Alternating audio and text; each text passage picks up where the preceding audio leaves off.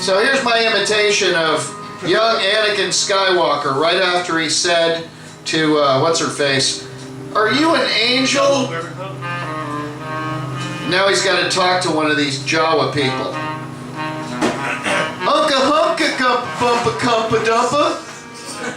Thank you very much, ladies and gentlemen. He's mentally ill now, and I don't like to make fun of mental illness unless it's this kid that played that role. And then, and then the guy that used to do the speaking in tongues, very similar thing. What is the name of that guy? He's awful. They used to put him on there, and they make him like they superimpose the sound of farts whenever he was doing his thing. No, it's not Jerry Falwell.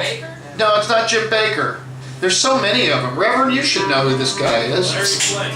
It's not Larry Flint. It's not Larry Flint. That's one of the good guys, I thought. Larry Flint is like the Stephen Hawking of porn. So anyway, yes, you can quote me on that. Thank you. That's why they pay me the big bucks. I think we should show her entire vagina. Okay, so anyway, I can't remember his name, but my imitation of him doing speaking in tongues is Apakata Satana Manakata Sapatata. Thank you very much, ladies and gentlemen. Thank you. Been working on my imitation. What's his name? Yeah, anyway. Alright, where are you going, John? I'm introducing you immediately. You're introducing me? Yes. Oh, well, alright, let's have a drink, everybody. Let's have a drink. I was going to do my Shirley Temple imitation, but we're not drunk enough for that yet, so I'm not going to do that. You taking a break? No, I'm going to take it. Yeah, you want to take a smoke break and just fuck the show, forget it, and just go out and smoke? No, we can't do that. Too many people showed up to perform. Fuck. Damn, that's what I was hoping for. Fuck damn. Alright, fuck damn. That's our new word of the day. Fuck damn. Why say one when you can say both? Fuck damn. Fuck them all. Fuck them all. This is why I'm not a comedian. Speaking of comedians, we actually have real, honest-to-goodness comedians in the audience, ladies and gentlemen. Two of them, I believe, and they are of quality despite what you may have seen at the beginning of the show. Please welcome to the stage our first comedian, the one, the only, John! Give him a round of applause, ladies and gentlemen.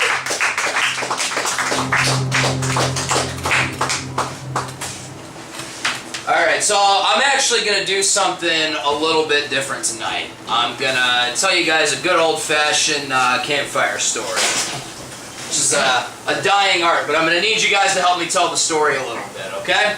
Okay. Just imagine that we're all sitting around a campfire circle here. So, once upon a time, there was a very rich man, and he made his money... How did he make his money? Making fire! Pot. Becoming the president. Running a brothel. Forrest Gump impersonator. Speaking in tongues! Gay porn Sling blade artist. impersonator. Neon sign designer. Child star in Star Wars! Child pornographer. Hat model. What was that? Hat model. Hat model, that's Hat the one. model. Hat model, let's go with that. He was a hat model. He just had the finest proportions of the top of the head of all the men out there. Just all the proportions you could have on the top of your head. His were the most beautiful. And one day he was at the haberdashery trying to find just the perfect hat for his next shoot. Thank you, Tom, for being the only person who knows what a haberdashery is. He's not the only one. And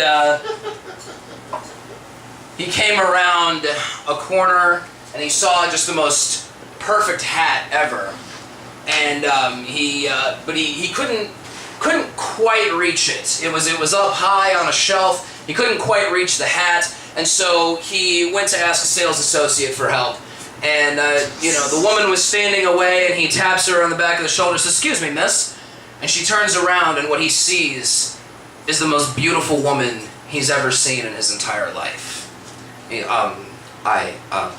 Excuse me, miss, could you help me get that hat? And she says, "Of course." She goes and gets the stick, reaches up and gets the hat. And when she sees the hat on his perfectly proportioned head, she immediately falls in love with him, as he had immediately fallen in love with her on sight. And they begin to talk, and the time passes, and they just kind of lose track of time. And he asks her on a date, and she says yes. And the date turns into a relationship. The relationship lasts a while, and eventually he asks her to marry him. And she says, "Of course I'll marry you. I love you. I'd do anything for you." And he says, "I love you too. I just have to ask you one thing. You can never, ever ask me why I'm building a black tile pool and putting a shark in it, or else I have to kill you." And she hears this, and she's like, okay, whatever, models say some weird shit sometimes, like, whatever, maybe, I don't know. She lets it go. And so they get married, they go on their honeymoon, they move back into their new house together. And the second day they're in the house, the wife is woken up to the sound of beep, beep, beep. What the hell? She gets up and looks out the window, and it's a backhoe backing up to dig up earth for a pool. And there's a big stack of black tiles, there's a shark in a shark tank, and she's like, what the hell, are you serious? Oh, he's really doing this, okay. And she goes out to the kitchen where he's already eating breakfast and says, okay, honey, so this is for real. Why? Okay, why? Why are you building this black tile pool and putting a shark in it? And he says, I really wish you hadn't have asked me that, because now I have to kill you. And so he killed her. And he fled to, where did he flee? Jamaica! Fiji. Galapagos Islands. Mesopotamia! He fled to the Galapagos Islands to live among the turtles. And as he tried to begin life anew, living among the tortoises, tortoisei, the little critters with shells. And as he made his life among the tortoises. And while he was there, a ship showed up on shore, and it was a group of scientists there to study the tortoises. And he was worried that they might hurt the tortoises, because a lot of them seemed, they didn't seem to particularly care about the well-being of the tortoises. They were just there for science. But there was one particular scientist who stood out, who was tender with the tortoises, tender in a way that he would like to be treated tenderly. Kind to them. And he approached her one day and says, I can show you the secrets of the tortoises. And she goes with him and carries her, and he takes her back to the tortoise abode and shows her the ways of the tortoise that he has learned in his time in the Galapagos. And as she's learning, she's slowly but surely learning more about him than she is about the tortoises. And they slowly but surely fall in love. And she says, I have to take you back to America. We have to continue our love. And he drops down to a knee, and he takes a stone that was special to the Galapagos tortoise, offers it to her, and says, will you marry me? And she says, of course I'll marry you. I love you. I would do anything for you. And he says, I love you too. I just have to ask you one thing. You can never, ever, ever ask me why I'm building a black tile pool and putting a shark in it, or else I have to kill you. And she thinks, okay, whatever, he's spent too much time on this island, it's whatever, we'll take him back to America, he'll get back to a normal life, and things will be good. And so they go back to America, they get married, they go on their honeymoon, and they move back into their new house. And the second day, the wife is woken up to the sound of beep, beep, beep. Oh, what the hell? There's all this construction equipment in the backyard. There's a giant stack of black tiles, shark in the shark tank, construction equipment everywhere, backhoe digging up the earth. She has no idea where he got any of this money from. And she's looking out and goes, oh, okay, so I guess he's he's really doing this. I don't know, was he working on this on the island or what? I don't know, whatever. Fuck it. If he's going to do it, let him do it. They are married for a year. A year goes by, and they're still not done building this pool. The construction equipment has gotten bigger and bigger. The tiles have gotten more ornate. There's all these different shades of black tile. The shark has grown larger. They're having to feed it more and more. And after a year, she just can't take it anymore. It's been eating at her every day. And she says, honey, I gotta know. I have to know. Why are you building this black tile pool and putting a shark in it? And he says, I really wish you hadn't have asked me that. Because now I have to kill you. So he killed her. And he flees again. Where does he flee? Mars. Russia. He flees to Russia. He flees to Russia, and he's driving down a road in the middle of nowhere through the snow and the blizzard and the wind, and he's just trying to figure out his life. His life has been so crazy these last few years, and just how is he going to get back to any semblance of a normal life? And he's driving down this road, and he's not paying enough attention to the road, and he hits a patch of black ice, and he skids, and he can't quite, and he overcorrects, and he falls off the cliff face on the side of the road. Just boom. Tumbles to the ground, the car is upside down. He's barely conscious, he's woozy, can hear a few sounds, but there's nothing. He can, if he could even muster the strength to call for help, nobody could hear him. But, luckily for him, there was a police car driving about a mile behind him who also hit the same patch of black ice, but paying more attention to the road was able to correct properly. And as soon as the police officer corrected that black ice movement, saw that there's clearly a mark in the snow on the edge of this cliff on the side of the road where something has hit it. There's a clear marcation where something is down there. And she parks the car, she gets out of her car and looks down into the chasm and sees an upside down car. It's beginning to smoke. And she hollers out, "Is there anybody down there? Is there anybody down there?" But like in Russian, but you know. And she hears a faint whisper, a faint gasp of just exhaustion and desperation. And she rushes down there, and she sees the man trapped in the car.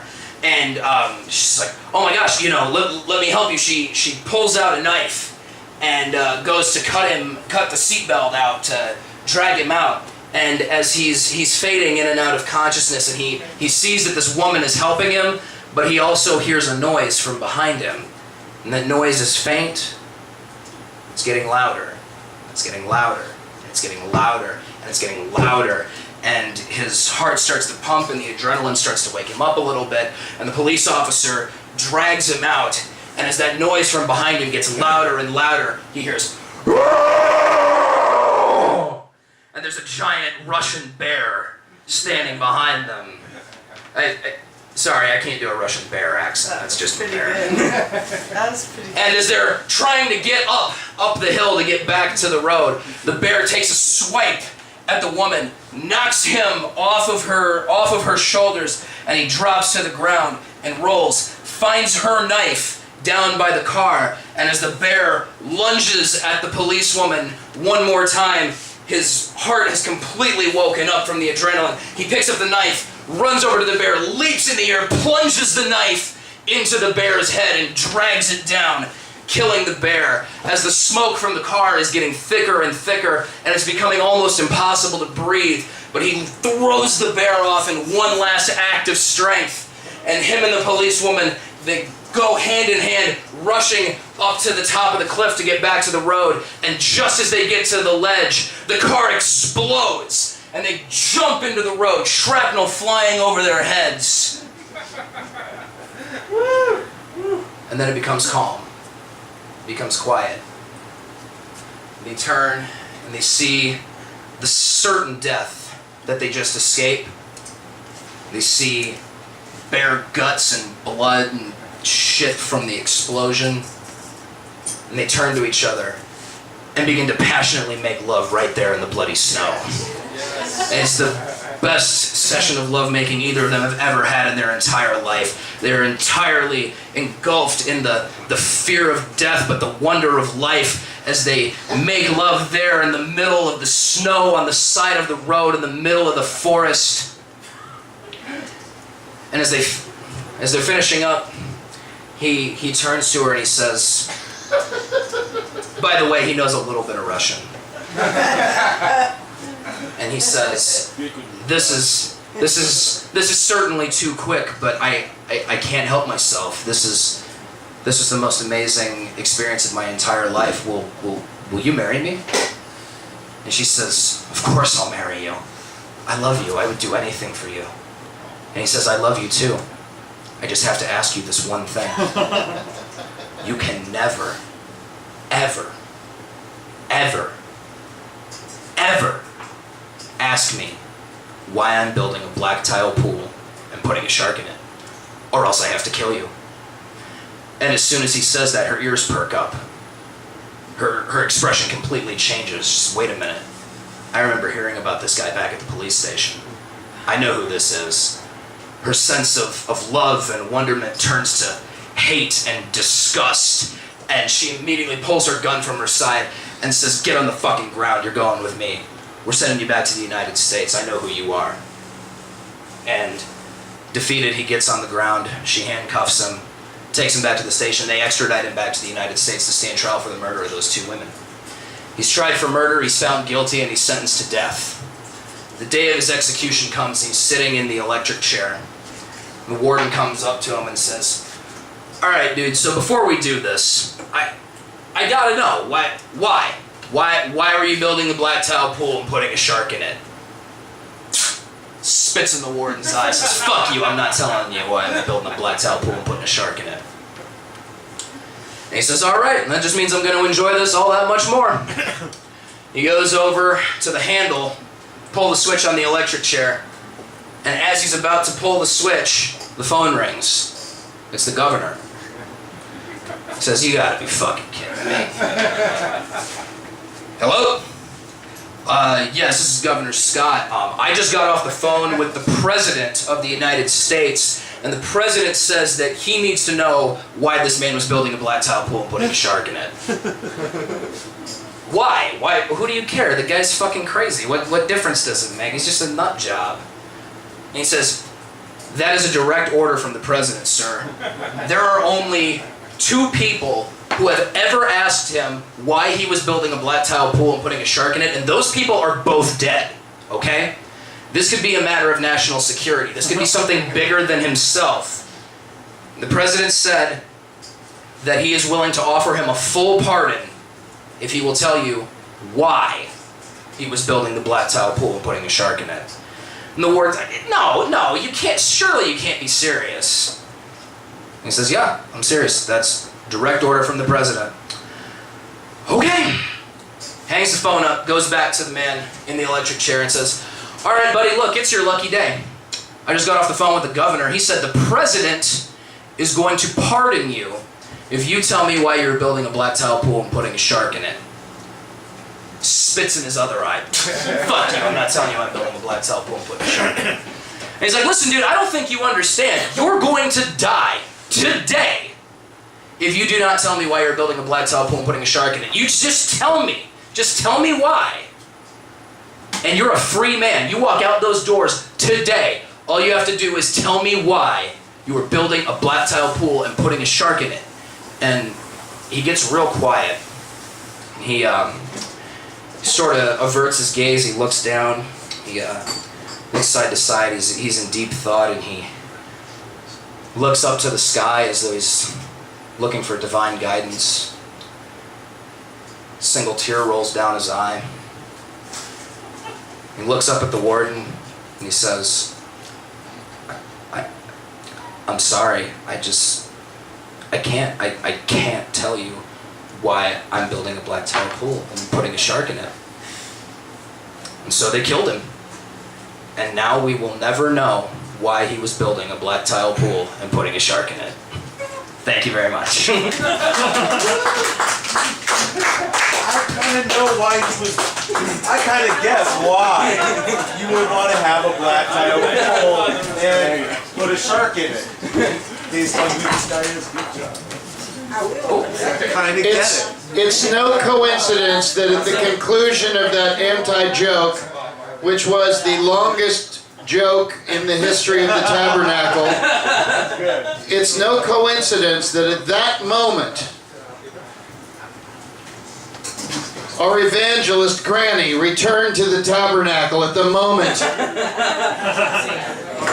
of the end of that joke. It's no coincidence. Ladies and gentlemen, thank you very much for not telling us the joke, which makes you one of the greatest anti-comedians we've ever had at the Tabernacle, which is a place of honor here. Before we introduce our next comedian, a few brief comments from Granny. Give her a round of applause. Hello, everyone. How's everybody tonight? Awesome. Are you positive? Oh yeah. Are you happy? Yes. Yeah. Let me tell you something. I've got a lot of incidents today that could have been very negative. I went to the doctor. I got 4 prescriptions. They told me it was $17. I don't have it. I came back, went to where I work, and they told me they were closing down for summer. I said, okay. Another place. So you see, just different things can bring you down if you let them. Don't let them. Find the positive side of things. I'm still able to breathe. I'm still able to walk. Still able to talk.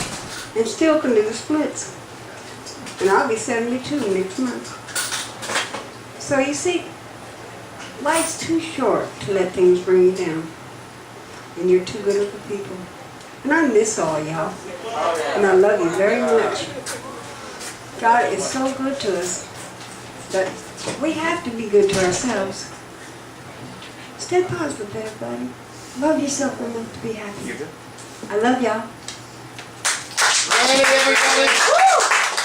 Thank you, Granny. She is still with us, ladies and gentlemen. Give her a round of applause, Granny. Ladies and gentlemen, please welcome to the stage the one, the only Spencer, our second comedian, who tells me he has a much longer joke with a much less rewarding ending. It's going to take 4 hours. That's all right. How's everybody doing tonight? Doing well? Okay, good to hear, good to hear. I want to go ahead and get the awkwardness out of the way. Yes, I am Jesus Christ. I know. I knew it! Where were you? Contrary to what you would believe, people were a lot fatter 2,000 years ago. Once we figured out that whole multiplying food thing, pretty much all of Jerusalem just looked like the American Midwest today. So, okay, yeah, that was a good opener. All right. So, I think about this stage a lot. I think about this stage and how I get to do comedy on it. It has disadvantages and advantages. One disadvantage is the microphone kind of sucks. You pretty much have to deep throat it to get anyone to hear you talking. Yeah. Later. Can't do that right now. I'm on parole. So, that was a good one. So one of the big disadvantages to it is I can't really pace around. Like, if I could pace around, it would be a lot more comedy. Here.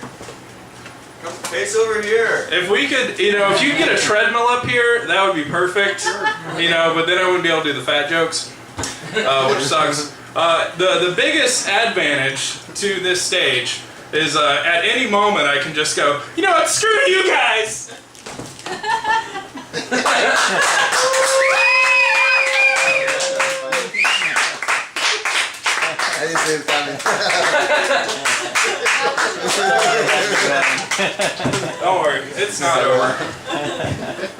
We still got 3.5 hours to go. 3.5 hours to go. So I think a lot about the band Foghat and the song Slow Ride.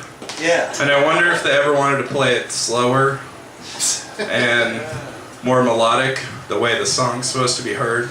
Tom Waits really should have sung Slow Ride. Slow ride. Easy. I've been putting that joke off for so long. It's so bad. Alright, so I'm a pretty happy guy. I have an amazing 3-year-old at home that I really love. I really hope his parents pay his ransom. You know, he's a great kid. I really hope they get him back. I hope they get him back. It's not wrong if you ransom kids to give charity to other needy or hungry kids. It's okay in that case. And you take a little bit on the side. And that's okay. So, I think the March of Dimes is a horrible organization. I think they're terrible. If they really cared about kids, they would call themselves the March of Quarters. Or the March of Spanish Doubloons, and then a lot of kids wouldn't die. So, last kid's joke. So awful. Jesus Christ, what the fuck was that? Here, Mr. Walls, I was ready for you tonight. Here you go. What did you got there? What did you give me? Oh, a kind boy. Yeah, so you can shut up. Alright. I love you. Alright. So, I'm currently working with Mark Zuckerberg on a new Facebook app. It's called the Baby Blocker. It basically just blocks all photos of babies from your feed because you don't need to see 10 babies a day because we're not fucking pediatricians. So, on and on. So, I saw one of my favorite things the other day, and of course he's eating it loud. Like, as loud as he can. I still love him, he's a great guy. I saw one of my favorite things the other day. It was a guy with a broken down crotch rocket pushing it down the sidewalk. Every time a crotch rocket breaks down, I think, we just shoot a terrorist in the head. It's a great thing, but he's just, he's on the side of the road. You can't hear what he's saying, but he's just with his broken down piece of shit motorcycle. Anyway, so I want to talk about the thing that I hate most in this world before I get off, and that is advertising. I hate advertising more than anything in the world. The only second to me hating advertising is Nazis. And I think if the Nazis advertised, that would be my most hated thing. Hello? Do you feel like there's too many Jews? We can help with that. Here at the Third Reich, we are doing everything we can. Alright, so, back to me hating advertising. Advertising is the lowest form of communication, pretty much. Emojis look at advertising and are just like, for shame. Emojis talk in high voices like Mickey Mouse. That's what I've been told. So I avoid advertising all I can throughout all my life, but it creeps into my senses. I can't control that. But every time I hear it, my brain just goes, what, I can buy stuff? Oh my god, I can buy things! I had no idea! Thank you, magical TV box! You're telling me this molded, glorified piece of plastic? I can give you $20 of my hard-earned money, and you'll just give it to me? And it'll break after a week? Where do I sign? Oh goodness! Oh goodness gracious. Yeah, but I hate advertising so much. It's just the worst thing ever. Hold on 1 second. Drink Coke. Thanks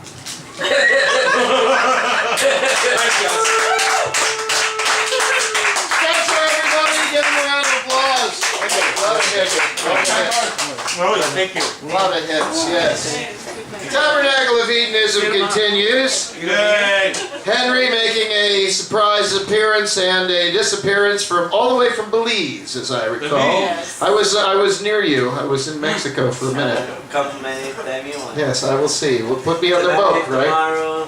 Okay. Hey, Thanks Henry. for coming by. I'm JD, good to meet you. Yes. See you, JD. Yes, Henry's a badass. Known him for many years. See you. See you later. Thanks for coming. JD Balls? No. Okay, in or out, figure some shit out here. What are you doing? The old in out, in out. They're cleaning the porch. Talk about stuffing up a dam with a dike there. So anyway, let's move on with the show. Henry is fantastic. You would like him. He makes drinks and he's in Belize For over a week now. on a boat. He can tell you everything there is to know about any topic. Prove it. Well, it's too late because he's left. But if he was here, he would tell you anything about any topic that you wanted to know. What the fuck is this side conversation, you guys? What are you doing? You're killing the Talking show. about bird poop. You're just ruining the show. You're ruining the show. You're ruining the show. There are one people out there trying to watch the show, and you're ruining it for I am them. so sorry, all of One of you. All of you. You. All I'm of you. so I sorry. think that's You. phonetically. You. No lights on, you. it's probably just Robbie. Right. said. No, I don't know who is it. Who is it? Does it say who it Does is? it say who it is? You're the only one. We're doing this show just for you. Can they leave comments live or something? They can leave comments like we don't read them, but they can leave them. Nobody's paying attention to their comments. I can't Who tell. are you? Greg Stull. Oh, Robert Young. Oh, Robert Young's watching the whole show? Oh my Great God. song, Robert There must be Young. nothing on cable. All right, ladies and gentlemen, please welcome to the stage, since he's been performing since the show began, talking over the acts, I don't do that. All the time. You are that. May I? gnawing on candy bars designed to shut his mouth, and he's just the loudest thing on the planet because he's an actor, and that's what actors Oh, no. I've Yes. been nice. I've kept my do. They mouth need to shut. be seen and heard at all He was times. great tonight. I kept my mouth Yes. shut. Give a round of applause. He was terrific in the audience, and that's his act. Thank you so much for being here. Thank you. You were great. Now we'll move on to the next act. Ladies and gentlemen, please welcome to the stage. I'm just kidding. Please welcome to the stage, Mr. Balls. That would have been Thank you. funny though, wouldn't it? I might have done that one I back in would the day. comply. I would comply. Dude, you know me better than I do sometimes. Well, you never know.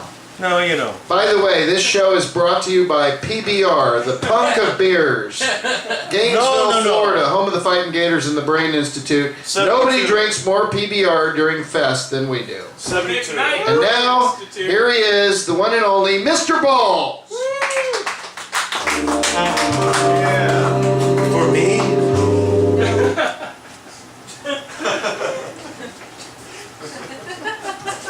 I gave you interim music.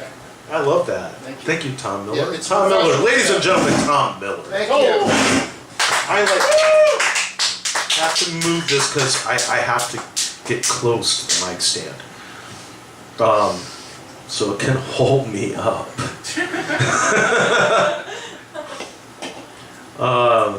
This has been an interesting week. We've discovered something about our government, haven't we? We've discovered something.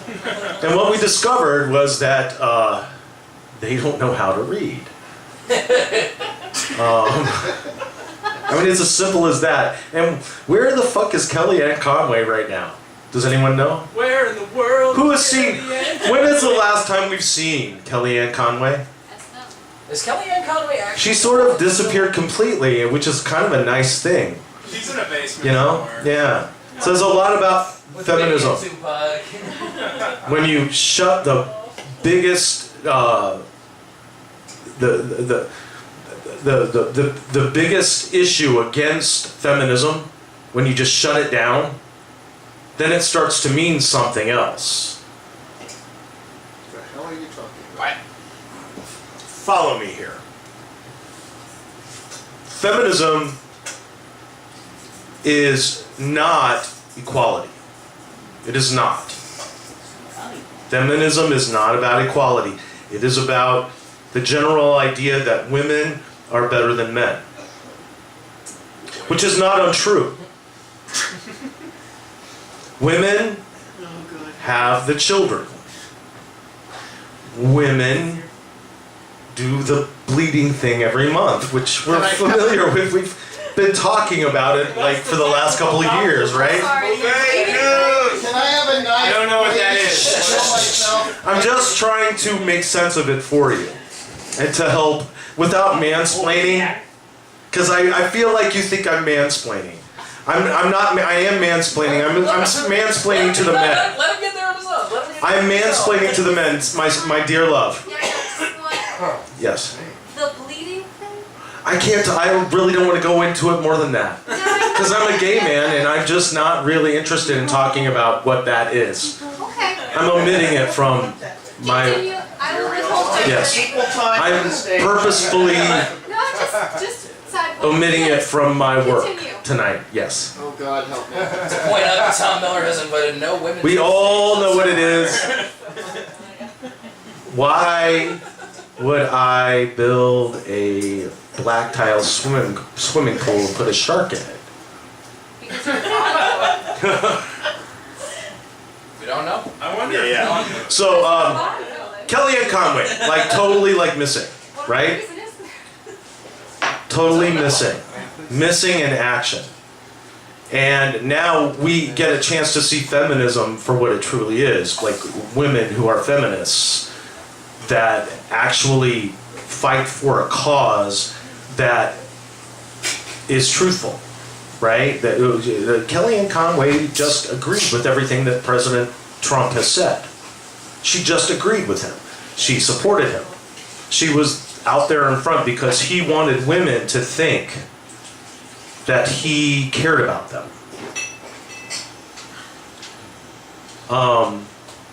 Men do that. I'm sorry, it's true. And we all have. But women do that with men too. And so this is where I'm coming. This is what this is about. Women do that too. And We'd rather. so, like, let's just try for equality. Is that cool? Can we do that? Can we just listen to each other? I thought you said Can- that was what feminism wasn't. Yeah, no, that's what I'm saying. Feminism is the same as masculinity. I mean, it's the same. It's the same. It's all about being a man. Wait, did Mr. Bowles just say feminism is the same as masculinity? Is there a that the show quote I'm line taking away from this? Masochism. What is the word? Fuck you, shut up. Yeah. He's saying that women Misogyny. are men. It's misogyny. It's female misogyny. Women are men-like. And I pulled that word out of my fucking head. I'm just a little drunk. But yeah, feminism is the same as misogyny. It really is. And so let's talk about equality and let's stop talking about like which sex is more important. We already know which sex is more important. It's the woman. The female sex is the most important. You're saying the bleeders are more important? The bleeders are more important because they bleed, man. Because they bleed. Then don't die. And this is why I wanted to hold off and not really go into the bleeding thing because it's true. They bleed, and I'll fight you, Tom. I mean, they do naturally, but we never do naturally bleed, right? What are you talking about? I mean, we just don't naturally bleed. What are you talking about? You're gonna bleed after she cuts you after the show. Yeah, you're gonna bleed after your fucking throat's cut at the end of the show in the parking lot. Yeah. There'll be a protest outside. Jesus Christ, man. Oh, okay. So that's enough of Yes, me- thank me- you. No. That's enough of that. Yeah. That's enough of that. We're moving on. Jesus Christ. We're moving on to the next thing. Oh, the Tabernacle. It's so Be a case of alcohol to wash that down. Yes. His father died and left him a little farm in New England. All the long black funeral cars left the scene and the boy was just standing there alone looking at the shiny red tractor him and his daddy used to sit inside and circle the blue fields and grease the night. It was as if someone had spread butter on all the fine points of the stars, because when he looked up, they started to slip. Then he put his head in the crux of his arm, and he started to drift to the belly of the ship. Let the ship slide open, and he goes inside of it and saw his daddy at the controls, and he was very different tonight, 'cause he was not human. Little boy's face lit up with such naked joy that the sun burned around his lids and his eyes like two suns. White lids, white opals, seeing everything just a little too clearly, and he looked around and there was no black ship in sight, no black funeral cars, nothing except for him. And he fell on his knees and he looked up and he cried out, "No, Daddy, don't leave me here alone. Take me up, Daddy, to the belly of the ship. Let the chute fly open and I'll go inside of it, where I'm not human." But nobody heard the boy's cry of alarm. Nobody there except for the birds around the New England farm, and they gathered in all directions like roses they scattered, and they were like compass grass coming together, the head of a Charmin bouquet slit in his nose, and all the others went shooting, and he saw the lights of traffic beckoning him, grabbing at his cheeks, taking out his neck, all his limbs. Everything was twisted, and he said, "I won't give up. I won't give up. Don't let me give up. I won't give up. Here we go. Let me go up, up, up, up, up, up, up, up to the belly of the ship. Take me up, Daddy, and I'll go inside of it, where I'm not human.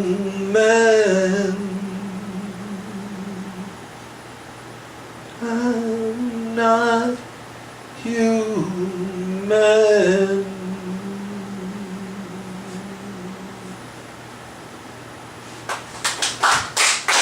Crystal balls, ladies and gentlemen. A bizarre and provocative display, culminating in some kind of holistic synergy which brings us all into the one. That's bullshit. That's bullshit. No, I can't do a smoke break yet. You can do whatever you want. I can do whatever I want, but I don't think it's the smoke break time now. I think here's what to do. I'm just scanning the audience to make sure everybody's had a shot. Now look, I want you to bear with me. Ladies and gentlemen, we're all going for a smoke break together.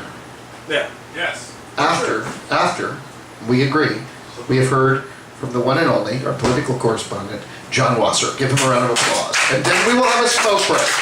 And then we will figure out what the fuck is going on next. Oh, let me get you your interim music. John Wasser, ladies and gentlemen. Thank you. Oh my, I'm on TV, I'm on the computer and all that shit. Facebook. Yeah, you got one viewer. What do you call an 18-year-old in Florida these days? Do tell. Legal and tender. Yeah. Wow. Pulling out of Lucky's Market today, I noticed a sign that read, "Legal weed! Office visit, $199. Capitalism is alive and well in Gainesville. Yay! Today I had a remarkably productive day at the library. I finished changing the characters of a book from gay men to straight with a dominant female, and then started and finished another one and published both of them on Smashwords and Amazon. 15 stories to go, and the whole trilogy of 6-packs will be done. And as each 6-pack is completed, I can publish it on both of those sites, plus paperbacks from CreateSpace. Awesome! That should double my $30 income every month from that source. I don't know if it's true, but the timing was right. My parents could have been listening to the Jimmy Dorsey hit version of this song while they were creating me. Gross. Well, fuck you too.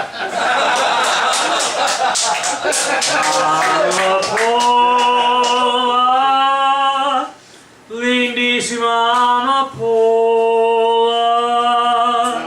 será siempre mi alma tuya sola.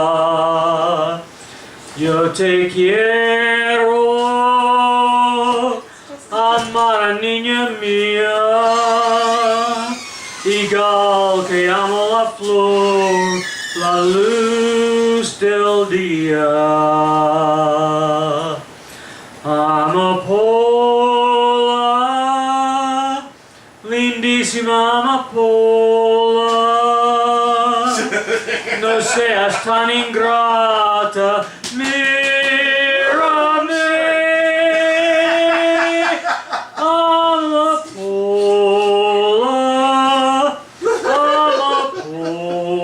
amapola, ¿cómo puedes tú vivir tan sola? Amapola, my pretty little poppy, you're like that lovely flower, so sweet and heavenly. Since I found you, my heart is wrapped around you, and loving you it seems to beat a rhapsody. Amapola, the pretty little poppy, must copy its endearing charms from you. Amapola, amapola, how I long to hear you say I love you.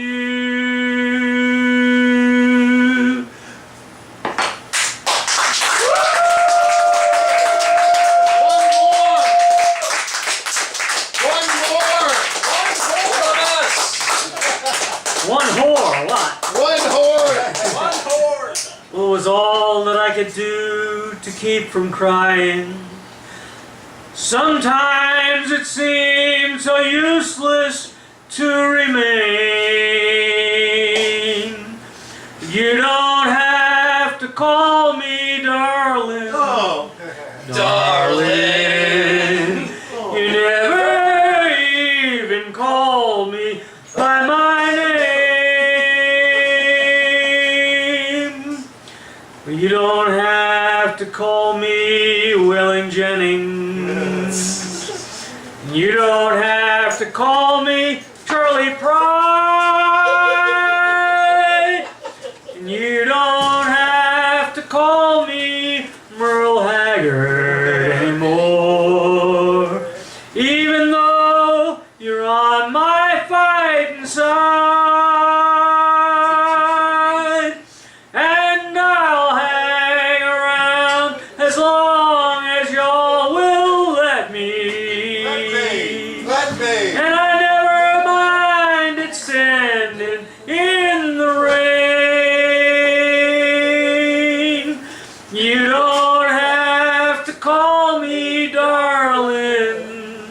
Darling, you never even called me by my name.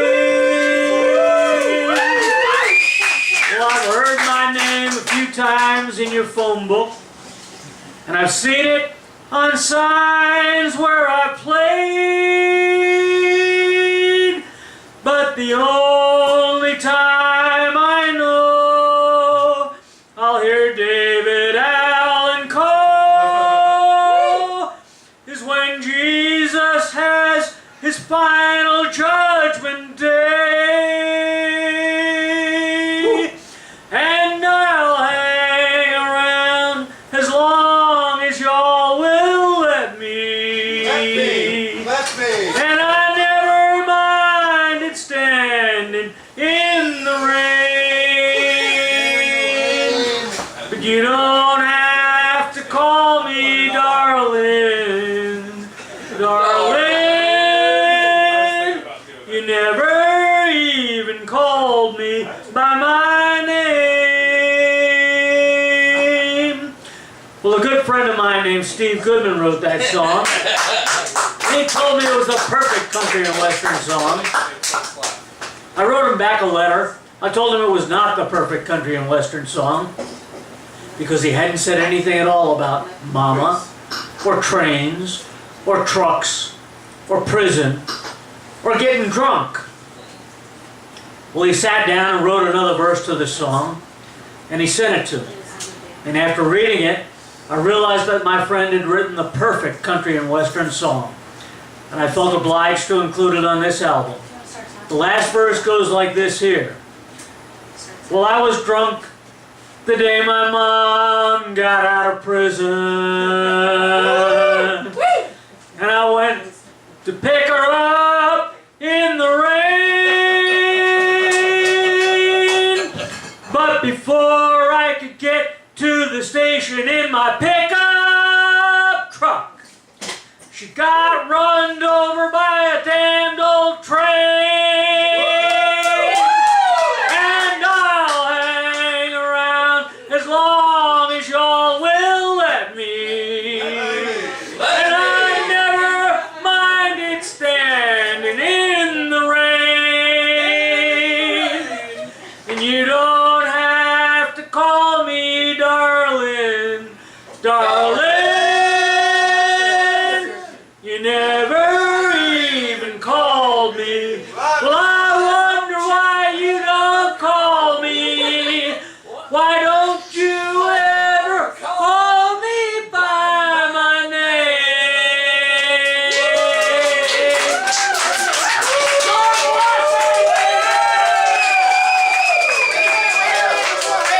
Wait, before she leaves, it's her birthday in about 6 minutes. Who? Lane. It's Lane's birthday in 6 minutes. Everybody, let's do this now. I know it's premature, but so is most of the show. Happy birthday to you. Happy birthday to you. Happy birthday, dear Lane. Happy birthday to you. And many more. Hey, ladies and gentlemen, she actually allows this nonsense to occur every Monday night. She does. Ladies and gentlemen, smoke break! Who gets the spanker? No one in this room. Not John. I'll spank you, Wayne. The Tabernacle of Hedonism has fucked you all up. Go have a cigarette.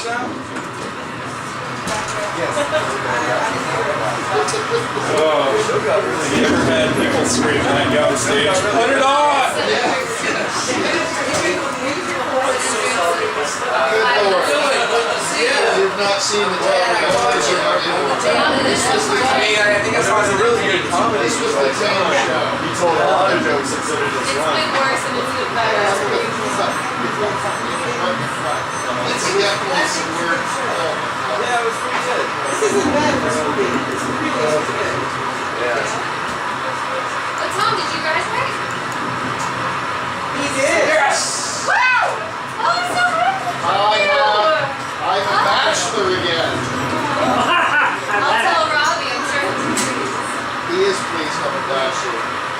wants me to go on graduate school, but my mentor wants me to absolutely not go to graduate school, go to New York and have to be Oh, I'm so happy for you. Should I was touching go? I got 55 years. Beatrice. Well, everybody loves Wayne, go ahead and do it. She's gonna sneak out of here. Oh, yeah.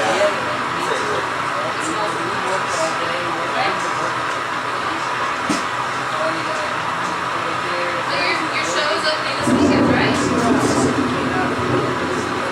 It is. I don't know why I asked. Thank you, acting. Thank you. Wow, Thank you. beautiful. Thank you very much. Spot on. Thank you. Thank you very much. That was acting drunk. Thank you. You know what the secret is? The secret is drunk people don't want to act drunk. Most people act drunk. You were acting drunk because you were drunk. The idea is don't act drunk. Act like you're trying to not be drunk.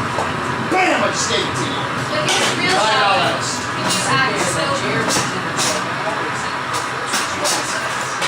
I know it's unheard of. Yeah, none of us do. You see, drunk people act like they don't want to look like If you want to cry, try not to cry. That's how to act crying. You want to be drunk, portray a drunk character, try not to be drunk, that's how you act drunk. See, I've heard people just sit around in a circle. Marlon Brando cried one time in his whole career, and he wouldn't probably cry at all for it. One time in his whole career he cried, and he with a tear. Marlon fucking Brando. Yeah. All those other times you cry without tears. When Sonny died in The Godfather, not one tear, but you never know it. not one tear. Not one tear. Watch it. So he was just scrunching up his face. He didn't need to cry to make you think he was crying. He was that good. Interesting. Why are we listening to rain?